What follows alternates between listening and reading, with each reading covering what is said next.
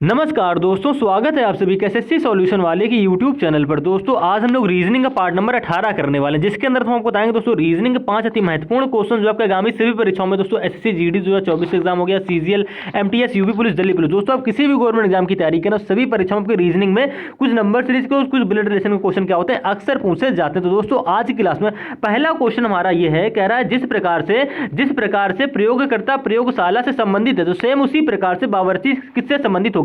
दोस्तों ये क्वेश्चन करते ही क्या करते देखते ही क्या करते हैं 90% सही जवाब दे देते हैं। लेकिन देखिए इस क्वेश्चन के पहले जवाब क्या होगा, तो आप कह दो भैया जिस प्रकार से प्रयोग करता है हमारा प्रयोगशाला में क्या करता है प्रयोग करता है, सेम उसी प्रकार जो बावर्ची होगा भैया कहां बनाएगा खाना, तो वो रसोई में खाना बनाएगी। यानी कि दोस्तों आपका ऑप्शन नंबर 3 यहाँ पे करेक्ट आंसर हो जाएगा। ठीक है, ये क्वेश्चन देखते हुए तो आपको बहुत अच्छा लगता है, लेकिन जैसे ही अगले क्वेश्चन की तरफ बढ़ोगे तो भैया कह दोगे ये क्वेश्चन हम क्या करेंगे स्किप करेंगे या छोड़ देंगे। भाई आपको स्किप या छोड़ना है बिल्कुल नहीं, क्योंकि देखिए क्या हो रहा है यहाँ पे, क्या ब्लड रिलेशन से क्वेश्चन बोल रहा है अदिति संकेत की पुत्री है। ठीक है, बस आपको एक चीज यहां पे ध्यान देनी, क्या करना है क्वेश्चन को ध्यान से पढ़ना है तो आप क्वेश्चन को आसानी से बना ले जाओगे। देखो क्या कह रहा है यहां पे, बोल रहा है अदिति जो है वो संकेत की पुत्री है। देखिएगा अदिति जो है वो संकेत की पुत्री, यानी देखिए संकेत क्या है, संकेत भैया है अदिति का क्या पिता, तो अदिति कहां होगी, अदिति आ जाएगी संकेत के नीचे। ठीक है, हिंदी की स्पेलिंग मतलब अर्थ पे ना जाइएगा, गलत लिखा है सही लिखा है बस ध्यान से समझिएगा। ये संकेत हो गया, नीचे कहां होगी अदिति होगी। ठीक है, माता पिता हमेशा संतान के क्या होते हैं ऊपर होते। ठीक है, तो संकेत की संतान कौन होगी, अदिति होगी। ध्यान से समझाएंगे, बिल्कुल एक एक चीज समझिएगा।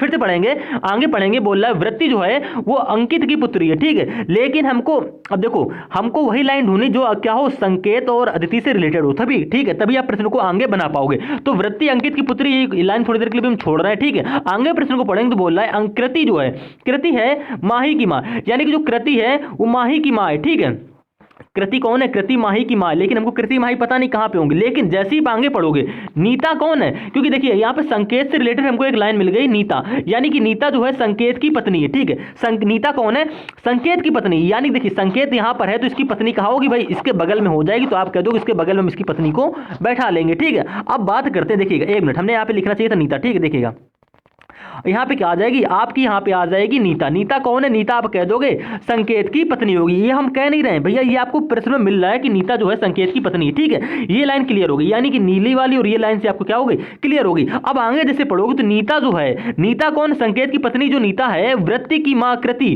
की सास है, वृत्ति की मां कृति की सास है। ठीक है, अब वृत्ति की मां कौन है, देखिए वृत्ति की मां जो कृति है उसकी कौन है, नीता सास है। लेकिन आप देखिए भैया वृत्ति कहां पे आएगी तो आपको पता नहीं, लेकिन जैसे आप यहां पे शुरुआत में जाओगे दूसरी लाइन में बोल रहा है वृत्ति जो है वो अंकित की पुत्री है। ठीक है, तो आपको अब एक चीज समझनी पड़ेगी दोस्तों, क्या देखिए वृत्ति जो है अंकित की पुत्री, तो भैया अंकित को हम कहां रख रहे हैं, यहां पे रख रहे हैं। देखिए एक मिनट देखिएगा आपको सारे डाउट क्लियर हो जाएंगे। अंकित यहां पे हो गए, अंकित की पुत्री कहां जाएगी, वृत्ति इसके नीचे आ जाएगी। ठीक है, आप कहोगे भैया अंकित को यहां पे आपने क्यों लिखा, क्योंकि आप हम समझा रहे हैं, देखिएगा क्योंकि यहां पे बोला गया है नीता जो है वो वृत्ति की मां, तो देखिए भाई अंकित की पुत्री कौन है, तो अंकित की पुत्री होगी वृत्ति, तो आप कह दोगे अंकित की पुत्री वृत्ति हमारी इस प्रकार से आ गई। लेकिन आगे प्रश्न में पढ़ेंगे तो यहां पे बोल रहा है क्या, आगे यहां पे बोल रहा है भैया जो कृति है वो माही की मां है। ठीक है, लेकिन आपको एक देखने को मिलेगी है नीता जो है वो वृत्ति की मां कृति की सास है। ठीक है, जो नीता की मां है, देखिए नीता जो है वो वृत्ति की मां, वृत्ति ये होगी, अब वृत्ति कौन है, अंकित की पुत्री होगी। ठीक है, और वृत्ति की मां कृति, तो वृत्ति की मां कौन होगी भाई, देखिए यहां पे मिल रहा है आपको वृत्ति की मां कृति।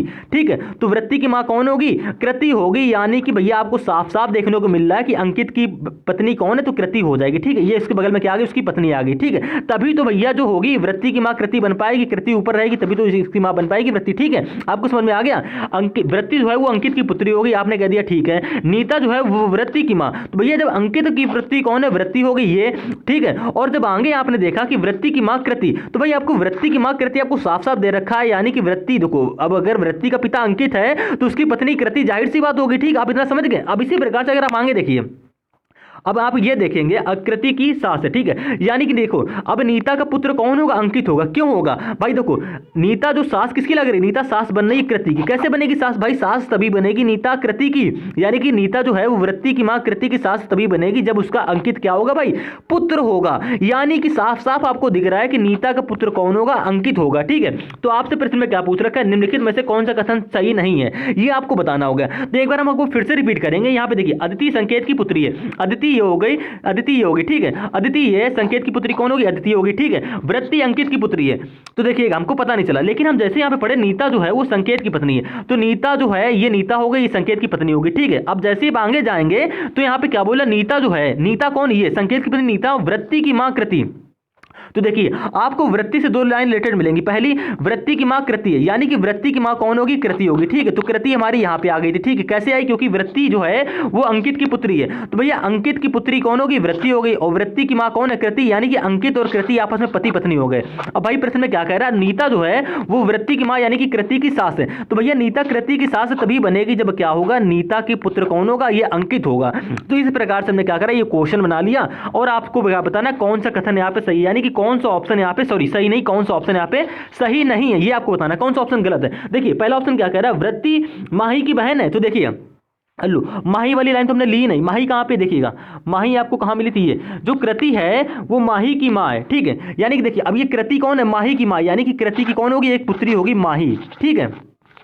ये लाइन तो छोड़ी दी थी, कृति जो है ये माही की माँ है, तो कृति के नीचे कौन आ जाए, कृति माही की माँ, यानी कि कृति ऊपर आएगी, माही नीचे आ जाएगी। भैया अंकित क्या होगा, अंकित माही का भी पिता होगा, और अंकित कृति का भी, सॉरी अंकित जो है वृत्ति का भी क्या होगा, पिता होगा, ठीक। आपका पूरा प्रश्न यहाँ पे सॉल्व हो चुका है। अब आपको ऑप्शन जाना है, वृत्ति माही की बहन है, तो देखिए वृत्ति कहाँ है, वृत्ति माही की बहन होगी, तो आप कह दोगे हाँ, क्योंकि अंकित देखिए अब अंकित और कृति आपस में पति पत्नी है, तो इनकी दो संतानें हैं वृत्ति और माही, तो वृत्ति और माही आपस में क्या होंगी, बहनें होंगी, यानी कि ऑप्शन नंबर ए आपका यहाँ पे क्या सही है, ठीक है। दूसरा ऑप्शन देखेंगे, अदिति नीता की पुत्री है, यानी कि देखिए अदिति जो है वो नीता की पुत्री है, तो देखो संकेत और नीता पति पत्नी थे, ठीक है। अब पति पत्नी ये है, तो अंकित क्या हो गया, नीता का पुत्र हो गया, और नीता की बिटिया कौन हो गई, अदिति हो गई, यानी कि अदिति जो है वो नीता की पुत्री। आप कह दोगे ये कथन भी हमारा क्या है, सही हो गया, ठीक है। अब इसी प्रकार से आगे पढ़ोगे, कृति संकेत की पुत्री है, तो देखो कृति संकेत की पुत्री है, तो कृति संकेत की पुत्री नहीं होगी, कैसे, क्योंकि देखो कृति और अंकित क्या है, कृति और अंकित आपस में है पति पत्नी, पुत्री कौन है, कृति और अंकित की, तो वृत्ति और माही है, ठीक है। यानी कि ऑप्शन नंबर 3 आपका क्या होगा, यहाँ पे करेक्ट आंसर होगा। क्यों, क्योंकि ऑप्शन नंबर 3 आपका यहाँ पे क्या होगा भैया, गलत साबित हो रहा है, ठीक है।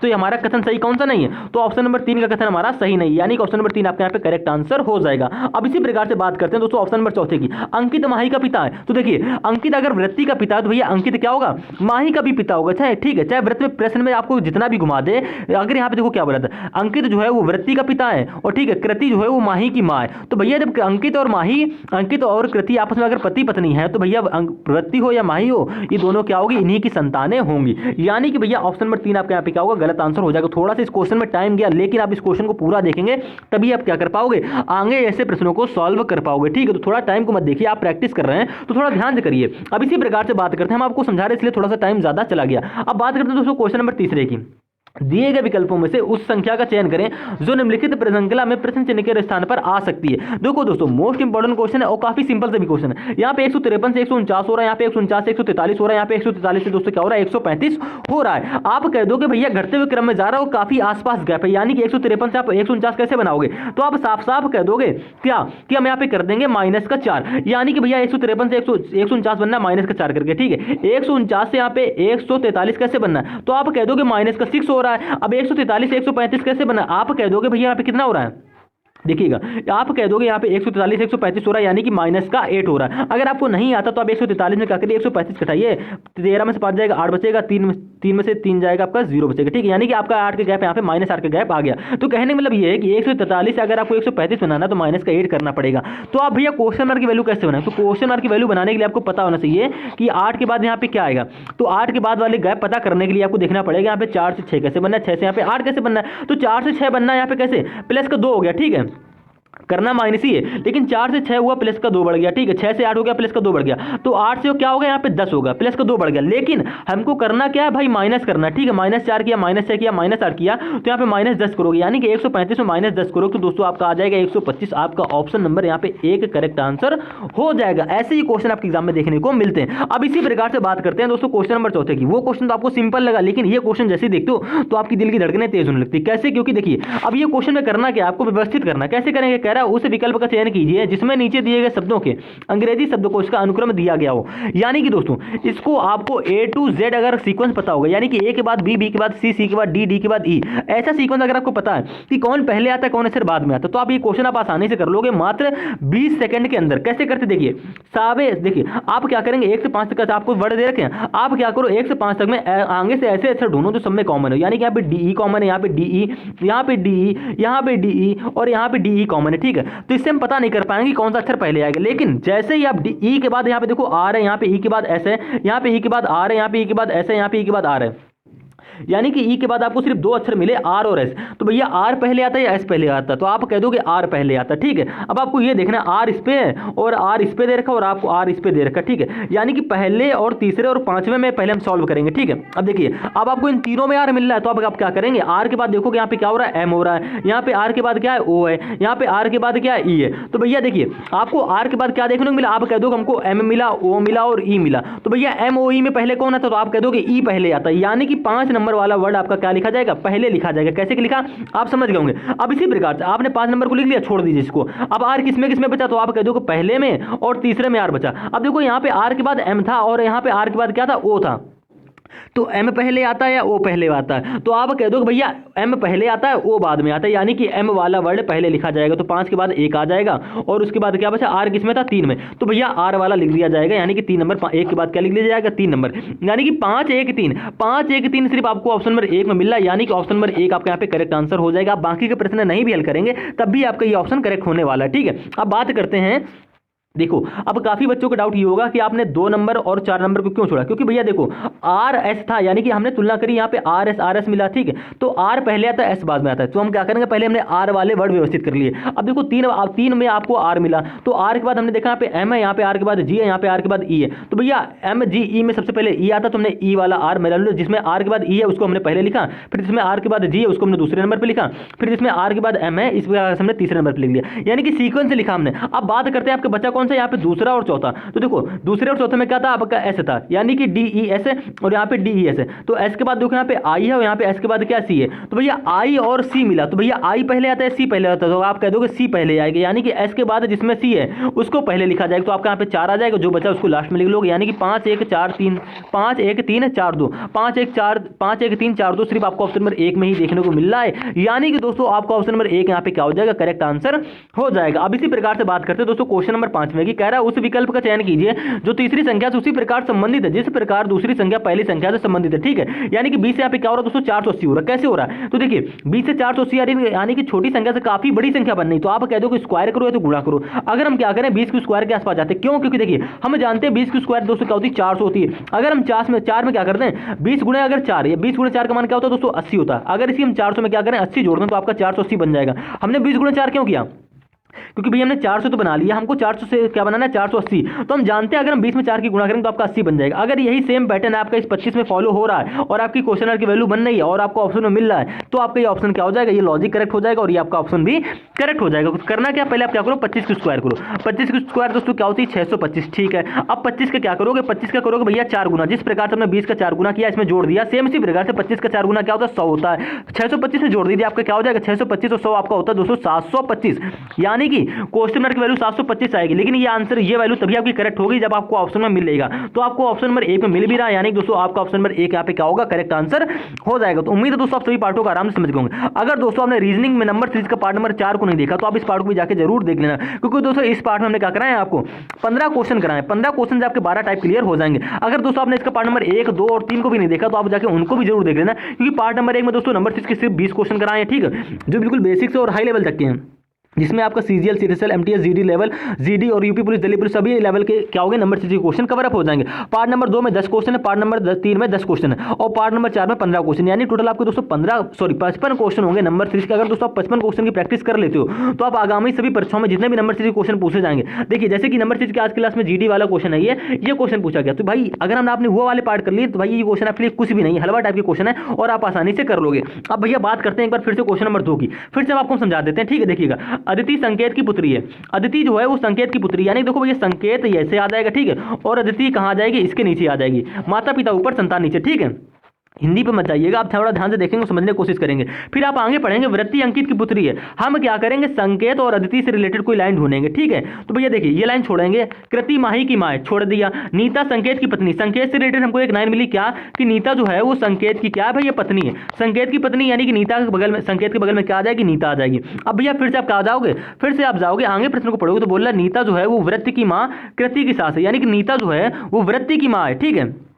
अब वृत्ति कहाँ पे आएगी, तो आपको पता चला वृत्ति जो है वो अंकित की पुत्री है, ठीक है। यानी कि देखिए अगर अंकित को हम यहाँ लिख लें, ऐसा हम क्यों लिखे आपको समझ में आ जाएगा। अंकित की पुत्री कौन है, वृत्ति होगी, ठीक है। नीता सास तभी बनेगी, सास तब बनेगी जब वो क्या होगा, नीता अंकित, जो अंकित है वो नीता का बेटा होगा, और अंकित की पत्नी कौन होगी। देखिए अब नीता जो है वो वृत्ति की माँ कृति की सास है। अब देखो वृत्ति अंकित की कौन है, पुत्री होगी, ठीक है। और जब वृत्ति अंकित की पुत्री है तो भैया वृत्ति क्या होगी, कृति की भी पुत्री होगी, क्योंकि माता पिता एक, संतान माता पिता एक ही होंगे, ठीक है, और संतान उनकी अलग अलग हो सकती हैं। तो अंकित और कृति क्या हो गए भैया, अंकित और कृति अब आपस में क्या हो गए, पति पत्नी हो गए, ठीक है। और वृत्ति क्या हो गई, वृत्ति अंकित की पुत्री हो गई, और आपको यहाँ पे भी दिख रहा था कि वृत्ति की माँ कौन है, कृति है। आपको क्लियर हो गया। अब जो देखिए कृति माही की माँ है, देखिए कृति जो है यानी कि अंकित की पत्नी कौन है, कृति। अब ये माँ किसकी है, माही की भी माँ है, ठीक है। यानी कि इनकी दो संतानें, अंकित और कृति की दो संतानें कौन, अंकित और कृति की दो संतानें वृत्ति और माही, ठीक है। तो आपका क्लियर हो जाएगा। आपको कंफ्यूज करने के लिए एग्जामिनर ने क्या कर दिया, देखिए बोल दिया यहाँ पे अंकित जो है वो वृत्ति की पुत्री है,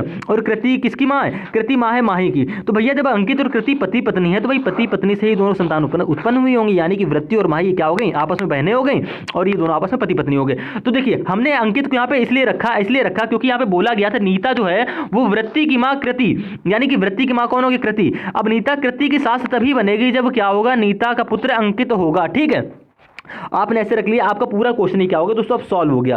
अब बात करते हैं प्रश्न में हमसे पूछा गया, तो भैया आपसे प्रश्न में ये पूछ रहा है कि निम्नलिखित में से कौन सा कथन सही नहीं है, तो आप कैसे बताओगे। तो आप क्या करो, ऑप्शन नंबर 1 को देखो, यहाँ पे क्या बोल रहा है, वृत्ति माही की बहन है, तो आप कह दोगे वृत्ति और माही आपस में बहने हैं, हाँ है बहने। ऑप्शन नंबर 1 आपका यहाँ पे कथन सही है। ऑप्शन नंबर 2 में जाऊंगे, क्या बोल रहा है यहाँ पे, अदिति नीता की पुत्री है। अदिति जो है वो नीता की पुत्री है, देखो अदिति कौन है, नीता की पुत्री। देखो संकेत और नीता क्या है, संकेत और नीता पति पत्नी है, तो इनकी दो संतानें कौन सी, अदिति और अंकित, ठीक है। यानी कि देखो संकेत और नीता का बेटा कौन है, अंकित हो गया, और संकेत और नीता की पुत्री कौन होगी, अदिति होगी। तो यहाँ पे दूसरा नंबर भी कथन भी सही हो गया। बात करते तीसरे कथन की, क्या बोला, कृति और संकेत, कृति जो है संकेत की पुत्री है, तो भैया नहीं, कृति जो है वो अंकित की क्या है, सॉरी कृति जो है वो संकेत की पुत्री है।